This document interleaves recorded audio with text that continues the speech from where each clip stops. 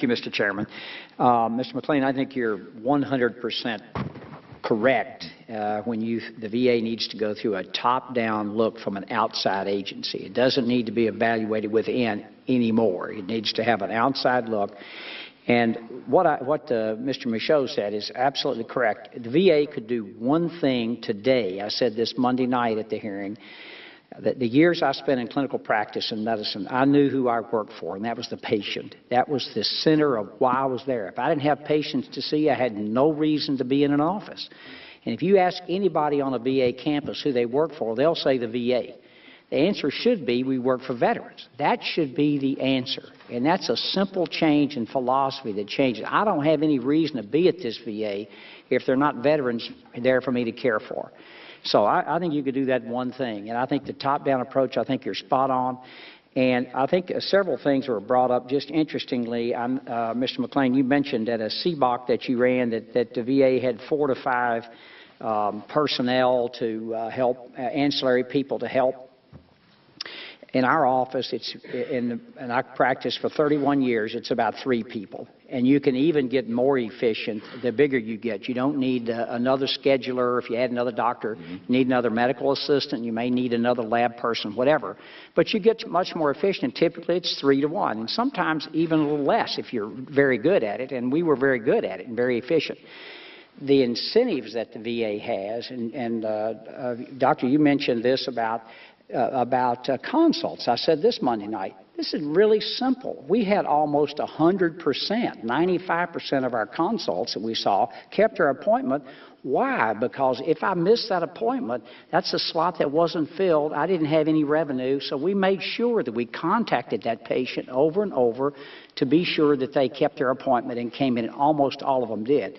If you mail a letter out 2 months ahead or 3 months in August, your appointment's August the 7th, and then you don't ever check up, you should expect a huge number. And for someone in the VA, if you don't have anybody show up, that's a snow day. That's perfectly, I mean, it's just free time. You're not doing anything. And I've heard over and over and over again from my doctor friends who are at the VA that they do all kinds of things that ancillary people ought to be doing. And if you go to a private doctor's office, they're going to have those people calling to make the appointments, all of those things. Your time is focused on seeing patients and taking care of patients. I think also something that's mentioned in this bill that absolutely has to change.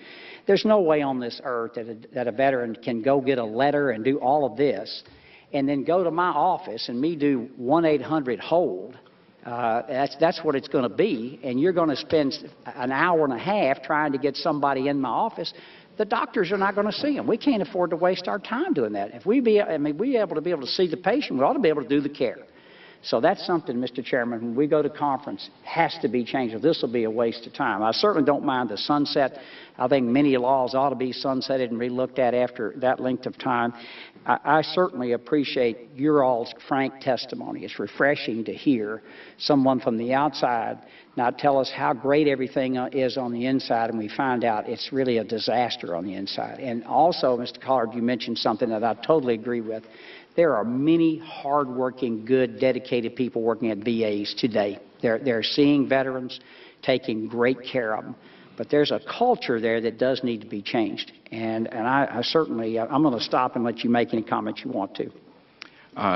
Dr. Rowe, I agree completely. I would like to make a comment regarding the no-show rate, because Dr. McCoy has mentioned it and you've mentioned it in a commercial setting as to how important that is. In our experience, for 5.5 years, we provided services under Project Hero, which was a contract with VA where we provided administrative services, and we set the appointments. We essentially would get the veteran on the line with the doctor's office and do a 3-way conference call to set the appointment, and then not only send a letter, but we would follow up within 48 hours before the appointment to remind the veteran of the appointment, plus the directions to the doctor's office.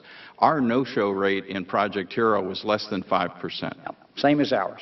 I think you show right there, but that's a metric in the private world that you use because, again, your incentives are different. in the private sector versus where you have just a VA budget that you have this much money to spend at the end of the year and you spend, you send it back. And that's exactly right. We were not compensated at all for a no-show. I mean, that was not part of the contract. We knew that. But we were very diligent in getting the veterans to their appointment. Thank you, Mr. Chairman. I yield back.